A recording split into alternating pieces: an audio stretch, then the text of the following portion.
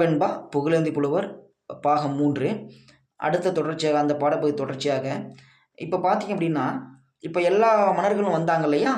அப்படி வரும்பொழுது தமயந்தி நினைச்ச மாதிரியே என்ன பண்ணுறான், நலன் வந்து அவங்களோட அப்படியே கலந்து வந்துடுறான். எப்படி வந்துன்னா மன்னரோட மன்னராக அப்படியே கலந்து வந்துடுறான். அது சொல்கிறாங்க, நடுவணைய வந்திருந்தான். அழகாக சொல்கிறாங்க, நடுவணைய வந்திருந்தான். இப்போ நலன் வந்தது யாருக்கு தெரியாதுன்னா யாருக்குமே தெரியாது. அங்கே இருந்த யாருக்கு மட்டும் தெரியும்னா, எப்படியாவது தமயந்தி நடிச்சிட்டு இருக்கா வந்திருப்பான் அப்படின்னு சொல்லிட்டு அந்த கூட்டத்தில் வந்து பார்த்தீங்கன்னா எல்லா மன்னர்களும் வந்தாங்க இல்லையா? அந்த கூட்டத்தை வந்து கண்கள் தேடுது. யார் அங்கே நலன் இருப்பானா, தன்னுடைய காதலன் இருப்பானா, தான் கைப்பிடிக்க வேண்டிய அந்த தலைவன் அங்கே இருப்பானா அப்படின்னு அங்கே கண்கள் தேடுது. தேடும்போது சொல்கிறார் பாருங்க, புகழேந்தி புலவர் சொல்கிறார் பாருங்க, அருமையாக சொல்கிறார் பாருங்க. மன்றளந்தார் மன்னன் நடுவணைய வந்திருந்தான். அந்த மன்னர்கள்லாம் வந்தாங்க இல்லையா? அந்த இடத்துலயே அவனும் வந்துட்டான், நடுவில் வந்துட்டான். யாரு? நலனும் வந்துட்டான். மன்னரோடு மன்னராக அவனும் வந்துட்டான். கன்று குதட்டிய கார் நீளம் முன்றில் குறிவிழிக்க நேர்நாடான் கோதை பெறும் கண்ணில். அப்போ என்ன பண்ணுறான்னா, அப்படி நிறைய பேர் உட்காந்துருக்காங்க, நிறைய மன்னர்கள் உட்காந்துருக்காங்க. இவன் மட்டும் தனியாக அப்படியே அவள் கண்ணுக்கு தெரிஞ்சிட்டான், பார்த்துட்டான். யார்? தமயந்தி பார்த்துட்டா, நலனை பார்த்துட்டா. ரொம்ப அழகாக இருக்கான், அருமையாக இருக்கான். அவனுடைய என்ன சொல்கிறாங்கன்னா, கார் நீளம் முன்றில். கார் நீளம்னா அப்படியே கருமையான நிறம் கொண்ட அழகான ஒரு நிறத்தை பொருந்திய அந்த நலன் வந்து அங்கே உட்காந்துருக்கிறான். அந்த கூட்டமாக உட்காந்துருக்கான். அதை யார் பார்த்துட்டான்னா, தமயந்தி பார்த்துட்டா சொல்கிறாங்க, சிறுவிழிக்கு நோட்டிருந்த செய். அந்த சின்ன கண்ணு மட்டும் அவளுக்கு தெரிஞ்சிச்சு. யாருக்கு தெரிஞ்சிச்சு அப்படின்னா, தமயந்திக்கு தெரிஞ்சிச்சு. கண்டுபிடிச்சிட்டா. ஆகா, நலன் வந்துட்டான். ரொம்ப சந்தோஷமாக இருக்கு அவளுக்கு. இப்போதான் அவளுக்கு திருப்தியாக இருக்குது. என்னென்னா, தான் கைப்பிடிச்ச நினச்ச அவன் நம்மளுடைய தலைவன் வந்து விட்டான் அப்படிங்கிற மாதிரி அவளுக்கு நிம்மதியாக இருக்குது. அணங்கு வந்தாள். அணங்கு என்பவள் அவளோட தோழி. அவள் வந்திருக்கா. யார் அழைச்சிட்டு போகணும்னா, இப்போ தமயந்தி வந்து அங்கே மண்டபத்துக்கு அழைச்சிட்டு போகணும். அந்த மண்டபத்துக்கு அழைச்சிட்டு போகும்போது அதான் அணங்கு வர்றா. அணங்கு வந்து என்ன சொல்கிறான்னு பார்த்தீங்கன்னா, நித்திலத்தின் பெற்றதோடு நீலமணி தோடாக மைத்தடங் கண் செல்ல வயவேந்தர் சித்தம். அப்படி இந்த அணங்கு வந்து அழைச்சிட்டு போகும்பொழுது, தோழி வந்து அழைச்சிட்டு போகும்போது அவருடைய கண்கள் யாரை பார்த்துட்டே போகுதுன்னா, நலனை பார்த்துட்டே போகுது. எப்படியாவது நலனை வந்து நல்லா பார்த்துடணும் அப்படின்னு பார்த்துட்டே போகுது. அவருடைய கண்கள் முழுக்க அங்கே இருக்கிற அரசருடைய கண்கள் எல்லாமே தமயந்தி மேலே இருக்குது. ஆனால் தமயந்தி கண்கள் மட்டும் யார் மேலே இருக்குன்னா, நலன் மேலே இருக்குது. அதான் சொல்கிறாங்க, மருங்கே வரவண்டின் பந்தற்கில் வந்தால் அருங்கேல் மணிப்பூன் அணங்கு. அப்படி அணங்கு வைக்கிறதுக்காக அழைச்சிட்டு வரும் பொழுது, அந்த அணங்கு அழைச்சிட்டு வரும் பொழுது என்னன்னு பார்த்தீங்க அப்படின்னா, ரொம்ப அழகுடையலாக இருக்கா தமயந்தி. தமயந்தி வந்து எல்லா கண்களும் பார்க்குது.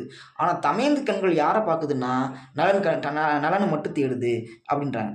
வெளி புகுந்த கண். அப்படி கூட்டமாக இருக்கும் பொழுதும் கூட அந்த இடைவெளியில் கூட யாரை தேடுதுன்னா, கண்கள் வந்து நலனை தான் தேடுது. எப்படியாவது பார்த்துடணும், நல்லா பார்த்துடணும் அப்படின்னு நினைக்கிறேன். அது அதுக்கு சொல்கிற பாருங்க, பாடல் வரி பாருங்க. கோதை மடமானை கொண்டணைந்த மாதர் மருங்கின் வெளியே மன்னவர்கண் புக்கு. அதாவது என்னன்னா, வெளியில் இருந்த நிறைய மன்னர்கள் அரசர்கள்லாம் உட்காந்துருக்காங்க. எல்லா கண்களும் யாரை பார்க்குதுன்னா, தமயந்தியை பார்க்குது. ஆனால் தமயந்தி கண்கள் மட்டும் யாரை தேடுதுன்னா, நலனை மட்டும் தேடுது. அப்படிப்பட்ட ஒரு அழகானவனை தேடிட்டு இருக்கா அந்த தமயந்தி. அடுத்து மண்டபம் புகுந்தாள். மண்டபத்துக்குள்ளே போகிறாங்க. இப்போ வந்து அங்கேருந்து அணங்கு வச்சுட்டு அணங்கு வந்து அழைச்சிக்கிட்டு மண்டபத்துக்கு போகிறாங்க. மண்டபத்தில் தான் நிறைய பேர் உட்காந்துருக்காங்க, எல்லோரும் இருக்காங்க. அந்த மண்டபத்துக்கு போகிறாங்க. அந்த போகும் பொழுது என்னென்னு பார்த்தீங்க அப்படின்னா, மண்டபம் புகுந்த உடனே ரொம்ப அழகாக இருக்கிற புகழேந்தி தமயந்தி. அந்த தமயந்தி அழகாக இருக்கிறத எல்லாரும் ரசிக்கிறாங்க, பார்க்குறாங்க. இவளை எப்படியாவது திருமணம் பண்ணிக்கணும்னு ஆசைப்பட்றாங்க. ஆனால் அங்கே அதுக்கு தான் சொல்கிற பாருங்க, அவர் சொல்கிற பாருங்க, பொன்னின் மடப்பாவை போய் புக்கால் மின்னிறத்து செய்தாள் வெள்ளை சிறையனன் செங்கமல பொய்கை வாய் போவதை போன்று. அவள் எவ்வளோ அழகாக சொல்கிற பாருங்க. இவ்வளோ அழகாக ஜோடிச்சு வந்தது யாருக்குன்னு பார்த்தீங்கன்னா, இவன் நினச்சிக்கிட்டாங்க எல்லாருக்காக வர்றாங்கன்னு நினச்சிட்டாங்க. இல்லை, அங்கே வந்தது யாருக்காகனா, நலனுக்காக வர்றான். அருமையாக அந்த மண்டபத்தை நோக்கி யாருக்காக வரா? நலனுக்காக வரா. நலனை வந்து எப்படியாவது கைப்பிடிச்சிடணும் அப்படின்னு நினைக்கிறான். கடை பார்த்து நின்றான். அவன் நிற்கிறான். யார் நிற்கிறான்னா, வடங்கோள் வனமுலையால் வார்குழை மேல் ஓடும் நெடுங்கண் கடை பார்த்து நின்றான். இடம் கண்டு பூவாளி வென்றனன் பொன்வானம் பின்னிட்டு ஏவாளி நான்பால் இட்டு.